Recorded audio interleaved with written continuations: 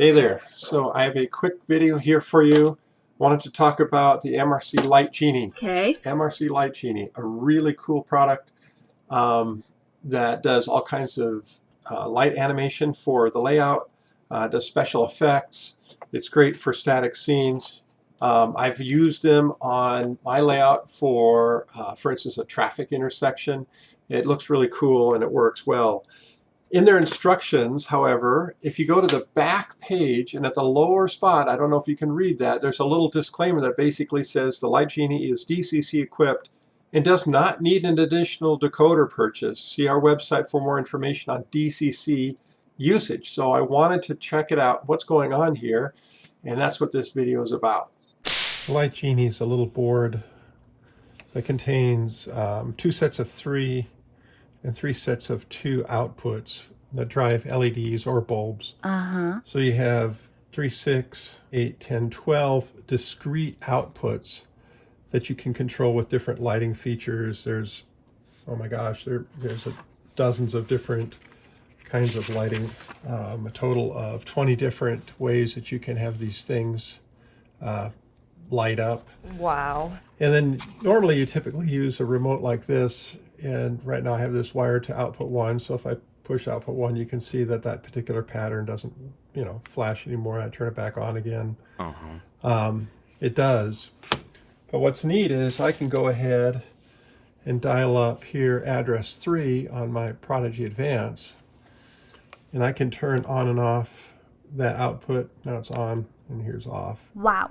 So it actually remembers from last time, that's why it cycled once. But if I want to turn it on, you can see that I've got F1 going, and that's corresponding to output 1. So I can turn that off and on depending on what I want to do. So that's pretty cool. And I can reprogram this to whatever address I want. I can do program on main track, it's address 3. Well, I can go to a long address, and I know the literature only says short, but I can go to address 1, 2, 3, 4. Enter, go through all the different screens there. Now it's not responding to address 3 anymore, but if I do local 1, 2, 3, 4, enter, on and off. Okay. So that's a long address that I put in there, and now I'm able to control that. Okay, so I am curious about this consisting, so I got a second one here. Okay. Then I'm going to go ahead. Now, out of the box, both of these have address 3 on them.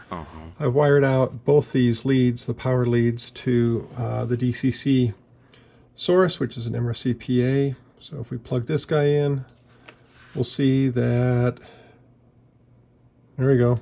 So he's going. I did something different. I just put in a red-green LED. Now, these aren't going to be as visible because of they're pretty dim. Power him up, and I think by default, this will be just on here, right?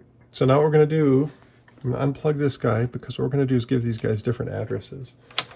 So I'm going to go ahead and say we're on F3, right? Program on the main track, which is the DCC bus, local 3, but we're going to give it an address of 0004 this time, okay? So now if I do local 4,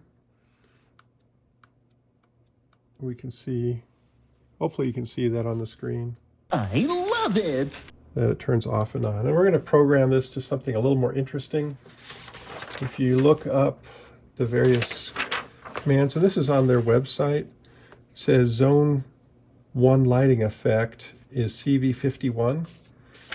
And let's pick something interesting here. You know what we'll do? We're going to use the crossing signal here, and it'll just simply go between red and green. So let's go ahead and do that. We're going to do program on the main. After these CV51, and then we're going to go ahead and use effect number 2, and there we go. It alternates back and forth. I think you guys can see that, right? All right, perfect.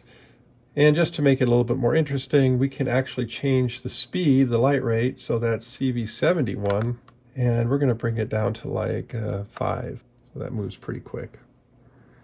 Okay, now that we are here, what we're going to do is see if we can run these independently. So if I plug this guy back in, remember the one that I'm plugging in right now is CV I mean DCC address 3, and this is DC address 4. So if I go to locomotive number 4, I can turn that off and on.